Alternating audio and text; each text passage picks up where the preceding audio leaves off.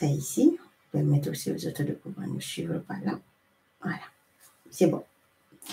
Alors, bonjour, bonjour encore famille. Bonjour de là où nous sommes. Yves Aka, ça fait 2 jours.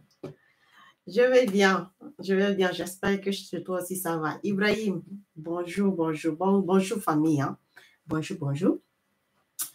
Donc famille, on va parler sur le Burkina Faso. Nous allons aller directement sur la reconquête du territoire avant d'aller sur les autres thèmes famille. Aujourd'hui, le direct là est un peu bizarre, mais ça va aller famille. Donc, sur la reconquête du territoire au niveau du Burkina Faso famille, nous avons vu encore que hier, un très bon travail a été fait toujours au niveau du Sahel là, où nous avons pu vraiment neutraliser plusieurs terroristes dans la zone du Sahel famille. Les FDF et les BDP ont fait vraiment un très très bon travail dans ce sens-là, au niveau de Alkoma famille. Donc, je dis vraiment, on est en train d'aller dans le sens finale de la reconquête du territoire au niveau du Burkina Faso. Donc, nos forces combattantes ont pu neutraliser plusieurs terroristes et pouvoir saisir, ils ont pu saisir aussi du matériel logistique au niveau de Alkama. Et nous disons vraiment bravo.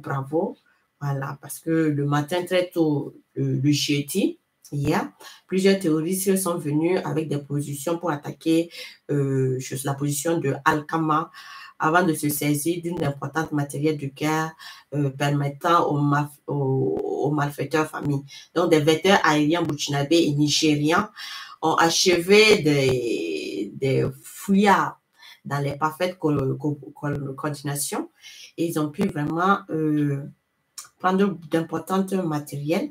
Donc, au niveau des terroristes, ils ont pu récupérer du matériel au niveau des terroristes. Donc, on dit une importante groupe de terroristes au bord de motos et de véhicules ont attaqué très tôt, ce jeudi 9 novembre 2023, une position de nos forces de combattants au niveau de Alkama, dans la région du Sahel. Les braves soldats ont pu opposer une farouche résistance qui les a obligés à d'étaler, laissant derrière eux des cadavres, des motos, des armes et divers matériels famille. Après cette débâche, les vecteurs aériens du Burkina Faso vont suivre ces fuyards jusqu'à Carganol au sud de Falamutu. Là, ils se mettent à l'abri sous quelques arbres, espérant soulager leurs blessés par quelques soins. Donc, les missiles vont se rentrer, les vecteurs aériens vont rentrer dans le jeu et des missiles vont s'abattre sur ce groupe en tuant beaucoup de terroristes d'entre eux pendant que les rescapés prennent encore la fuite, le rampage. Donc, ils ont réussi à franchir la frontière nigérienne jusqu'à atteindre un verger situé à 3 km de leur position. Donc, ceux aussi du Niger ont pu aussi la poursuite et ont pu aussi alors que les assassins se croyaient en sécurité, donc les vecteurs nigériens aussi ont pu la chose en main avec le pilonnage de plusieurs vecteurs aériens qui ont pu neutraliser plusieurs terroristes et des logistiques aussi brûlées. Et on voit aussi que dans cette boucle, il a été bouclé quand les survivants vont se sauver pour se cacher sous des grands arbres. Ils étaient aussi stockés leurs réserves de carburant servant à ravitailler leurs motos. Donc les vecteurs aériens ont encore fait du bon travail aussi dans ce sens. Donc, nous disons vraiment bravo à cette collaboration avec le Niger, toujours dans le sens de la reconquête du territoire au niveau du Burkina Faso. Donc, bravo aux nos FDF et nos VDP, bravo aux fans du Niger, bravo à cette collaboration de la force sahélienne qui est toujours en marche famille. En plus de cela aussi, famille, nous avons vu qu'il y a une zone aujourd'hui qui est totalement libérée, qui reprend des activités comme pas possible, parce que si on disait cette zone-là de passer sur cette route-là, personne ne voulait y arriver là-bas. Mais aujourd'hui, les gens sont en train de passer tranquillement, ils vont à leur occupation tranquillement, la voie est sécurisée et même la population de là-bas est en train de vouloir aménager les routes par-ci par-là pour pouvoir permettre à ce qu'on puisse passer tranquillement. Cette région se trouve au niveau de l'Est. Je n'ai pas envie de donner le nom de ce coin-là, mais c'est sur la route qui prend vers Fada qui va vers qui peut passer par tu peux passer par cette route-là pour aller vers Saint-Francais et tout ça. Ce sont les Yana là qui sont là-bas. Voilà. Donc, si vous connaissez les noms, les Yana là, c'est de quel village je veux parler des Yana là. Voilà, c'est eux qui sont là-bas. Donc, on ne veut pas donner le nom parce qu'on dit de ne plus donner les noms là comme ça. Donc, on veut éviter de ne pas donner exactement le nom. Famille. Donc, en tout cas, on dit bravo, bravo, toujours en cette reconquête du territoire. Et si vous avez vu encore le travail qui a été abattu au niveau de Bogandé, ça a été vraiment efficace. Petit à petit, nous sommes en train vraiment d'aller dans cette reconquête totale au niveau du Burkina Faso et nous allons vraiment réussir cette bataille que nous sommes en train de faire, Seigneur, famille. Donc, on est en train de vraiment d'aller sur cette reconquête du territoire. Maintenant, nous avons vu aussi que les gens sont en train de faire une communication qui n'avantage pas. Une communication qui avantage plus aux terroristes, qui donne plus de renseignements aux terroristes dans là où nous marchons et ce n'est pas intéressant. C'est vrai que même si on a besoin qu'on nous aide, on a besoin de l'intervention de nos militaires, il faut éviter de donner certaines communications qui donnent la position de nos éléments aux terroristes. Par exemple, si j'ai vu sur une page de nous, chez nous, au niveau de FADA, qu'ils ont partagé une information, quelqu'un qui a publié une information sur cette page, mais c'est décevant et désolant à la fois, parce que les personnes ne savent pas que la façon dont ils communiquent, ça profite aux terroristes. La communication qu'il a laissée, c'était comment? Il dit, il y a des convois, le convoi qui devrait venir jusqu'au niveau de Tiapaga n'a pas encore bougé. Il dit, le convoi est toujours stationné au lieu où ça est stationné, ça n'a pas encore bougé. Et ils ont besoin que le convoi vienne.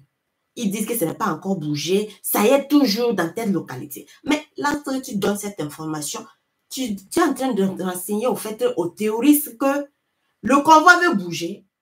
Le convoi n'est pas encore arrivé, là où le convoi est toujours encore arrêté. Mais si tu sais que le convoi va bouger, si tu sais que le convoi, on est en train de vouloir amener le convoi là-bas, pourquoi tu viens donner cette information? Tu n'aides pas.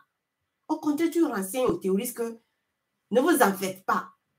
Ce que vous pensez là, leurs positions, elles sont toujours là-bas. Ils n'ont pas encore bougé, mais attendez, vous pouvez toujours les tendre des pièges. La communication, ça ne va pas comme ça.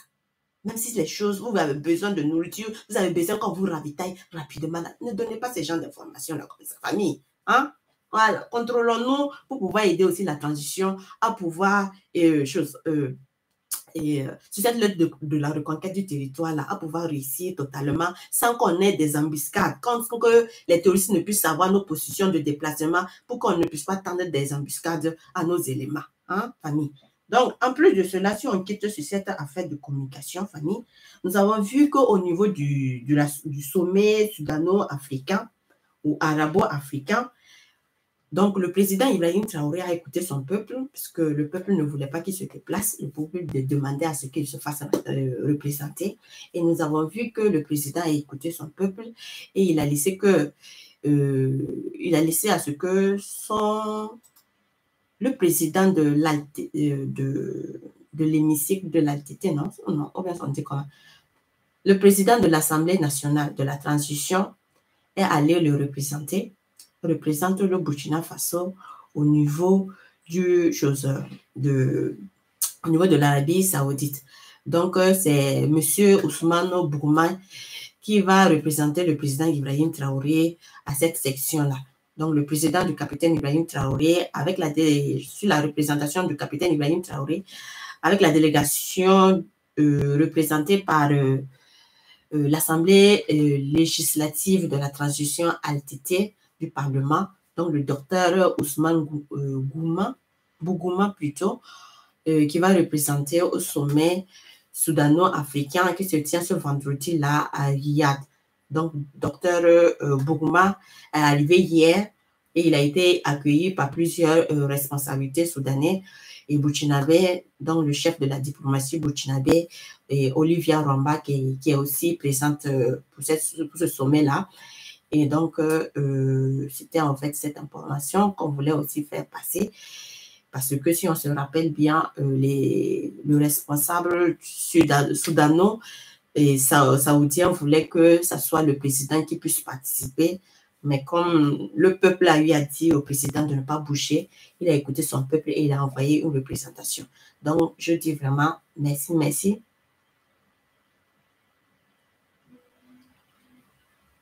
Donc, merci beaucoup encore d'avoir écouté le peuple et d'avoir été représenté. Et là, je vais lire après les choses, comment dire, les commentaires après, et puis on va se donner plus de détails s'il y a des questionnaires. Sinon, si je vais lire les commentaires et puis pouvoir le faire, ça va se mélanger à quelque part, famille. Donc, en plus de cela aussi, famille, nous avons vu que lorsqu'on a parlé de notre construction de la centrale nucléaire à quelque part, nous avons vu les gens encore qui aiment toujours se mêler de ce qui ne les regarde pas. Dans les affaires des gens qui ne les regardent pas sont sortis pour dire que c'est eux qui connaissent comment les choses doivent se faire. Nous, les Burkinabés, on ne connaît pas. Nous, les Burkinabés, et pourquoi pas, nous, la JS, on ne connaît pas ce que signifie centrale nucléaire. Eux, ils savent comment le centrale nucléaire là, doit être faite.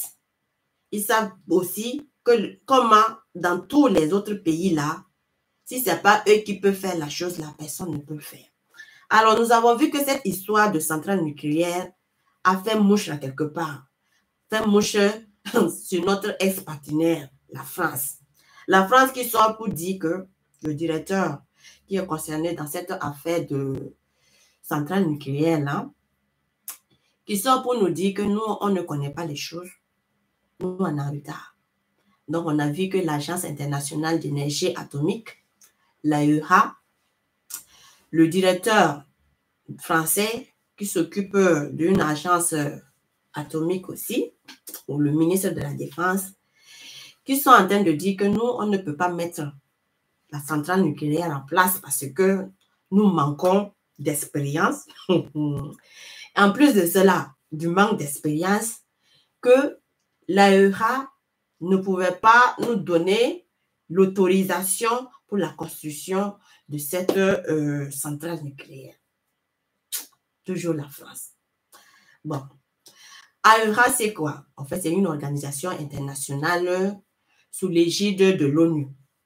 Donc, il dit qu'on doit demander, la France dit qu'on doit demander d'abord à l'ONU pour que l'ONU puisse nous donner cette autorisation avant qu'on ne puisse se construire. Donc, et quand vous voyez que la IAEA a été créée en 1957 sur la base de Vietnam, voilà, et de choses, de Vienna International à Vienne, au niveau de l'Autriche.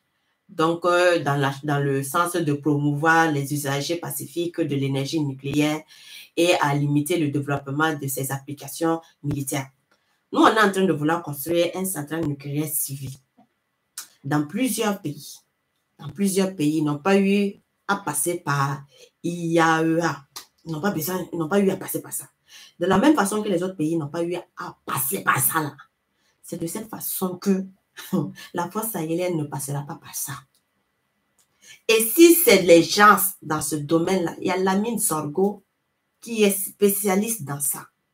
Il y a Lamine Zorgo avec toute son équipe là, qui est spécialiste, plus spécialiste que eux les Français là. Parce que Lamine Zorgo là, il a travaillé, ou il continue, hein, je ne sais pas, il n'a pas encore arrêté, il continue à travailler en collaboration aussi avec les États-Unis. Il travaille dans la NASA. Donc lui, il a fini tous ces trucs-là. Si c'est dans l'expérience de pouvoir faire ça, sur le personnel-là, renseignez-vous. Le Burkina Faso a déjà ce personnel-là. Et on n'a pas besoin de passer par qui que ce soit pour installer ça. Si les Coréens, les choses, comment dire, le Corée du Nord est passé, il n'a pas eu à passer par ces conneries-là pour pouvoir installer pour lui. Là. Pourquoi nous, on a besoin de nous rabaisser pour passer par ça? Je veux dire, vous n'avez rien compris de notre force sahélienne, de notre alliance sahélienne. Vous pensez que notre alliance sahélienne, là, c'est une force qui va rester dans l'intimidation, qu'on va tout le temps l'intimider? Non. Non, vous n'avez rien compris que cette force-là, c'est la libération totale de l'Afrique, la création de cette force-là. Il n'y a pas quelqu'un qui va pouvoir s'attaquer à cette force-là. centrale nucléaire, elle va être construite, veut ou veut pas. Vous pensez pourquoi Papounia a quitté, il a signé son contrat de faire quitter sur les essais nucléaires. Là. Nous, on va collaborer, c'est avec la Russie, nous, on collabore. On n'a rien à foutre des autres. Là. On n'a rien à foutre des autres. Là. Donc, vous pouvez rire comme vous voulez, parce qu'on a vu qu'il y a certains apathiques qui vont dire, on va voir si centrale nucléaire, là, où ça va rentrer. Ça sera la pire. Attendez seulement. Attendez seulement. Vous allez voir ça. On a fait on a signé une collaboration bilatérale militaire, non? Avec la Russie, non? Collaboration militaire bilatérale avec la Russie, non? Vous allez voir ça. Propre même. Nous, on ne parle pas beaucoup. La personne qui va s'amuser à aller attaquer la GS, là, c'est là, il va voir son bindou, son caca, là. Et puis, on va continuer comme ça, famille. Donc, en plus de cela, famille, parce qu'il fallait qu'on ramène les gens qui pensent que non, qu'on ne va pas pouvoir arriver, on ne va pas pouvoir installer notre centrale nucléaire parce que la France est sortie, parce que pour eux, c'est toujours la France. Quand la France parle là, comme c'est leur élément, ils ont tellement peur de la France là, que c'est pas simple. Donc, il faut gober tout ce que la France dit. En tout cas, nous, on n'a pas peur. La France, là, on n'a pas peur de la France. Si la France s'amuse là seulement là, un jour là même là, nous-mêmes, on risque même de les frapper, il ne va rien comprendre. Donc, famille, en tout cas, restons soudés et déterminés. Et ensemble, nous allons vraiment réussir, famille.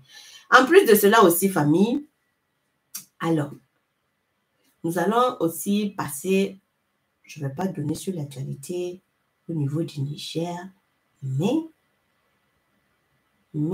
voilà, on va donner aussi l'information parce que j'avais aussi oublié aussi cette information au niveau du Sahel aussi, au niveau de Sono aussi. Voilà, un très bon travail aussi a été fait aussi là-bas. Hein. On a pu, nos unités spéciales de la gendarmerie ont pu faire vraiment un très bon travail. Donc, on dit vraiment bravo, bravo, toujours dans cette reconquête du territoire, famille. En plus de cela aussi, famille, nous avons vu aussi que cette affaire, notre Stareil va reprendre. Et je suis en train de voir Stareil. Le gouvernement est en train de vouloir récupérer Stareil aussi también. Je suis en train de parler espagnol, excusez-moi. Le gouvernement burkinabé est en train de voir aussi comment il va pouvoir récupérer Stareil. Ça fait que il s'impose. Ça fait que il est fort, il dit Stareil là comme ça.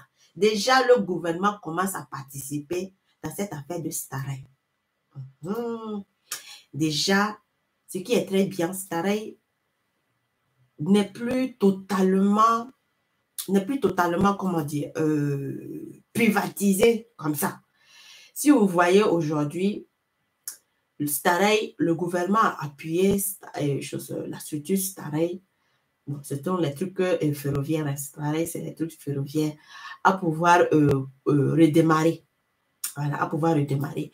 Donc, le communiqué que Stareil avait donné, ou le communiqué, voilà, en parlant un peu, c'est du côté du boulevard, non? C'est boulevard de la jeunesse vers le stade du 4 août que ça y est. Hein? Donc, on dit les fins de travaux entamés par Stareil au passage à niveau de réouverture de l'ouvrage aux circulations routières et ferroviaires. Stareil, dans le communiqué, indique comme prévu les travaux de consolidation et de sécurisation des passages à niveau des carrefours entre les voies ferrées et routières, boulevard de la jeunesse, entamés le 3 novembre dernier, se sont achevés le 6 novembre 2023 parce que le gouvernement les avait dit, ils n'ont qu'à démarrer.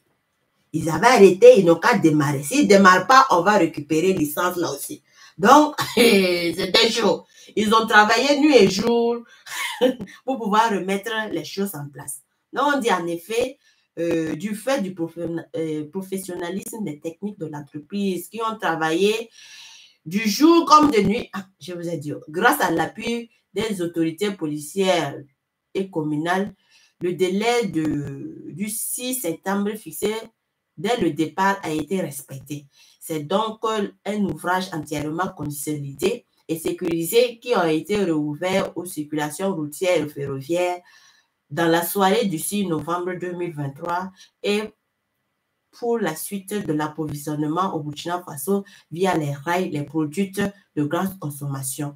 Stareil routière retient ses excuses pour les désagréments que les travaux ont occasionnés et exprime ses sincères remerciements aux usagers de route qui ont fait preuve de bonne compréhension durant ces travaux. Donc, famille, parce que s'ils ne reprennent pas aussi, ça serait un peu difficile pour qu'on puisse se rallier, parce que les rails, on doit rallier les trucs de rails jusqu'au niveau du Mali et jusqu'au niveau de la Guinée-Conakry. Donc, il fallait que Stareil fasse les choses là.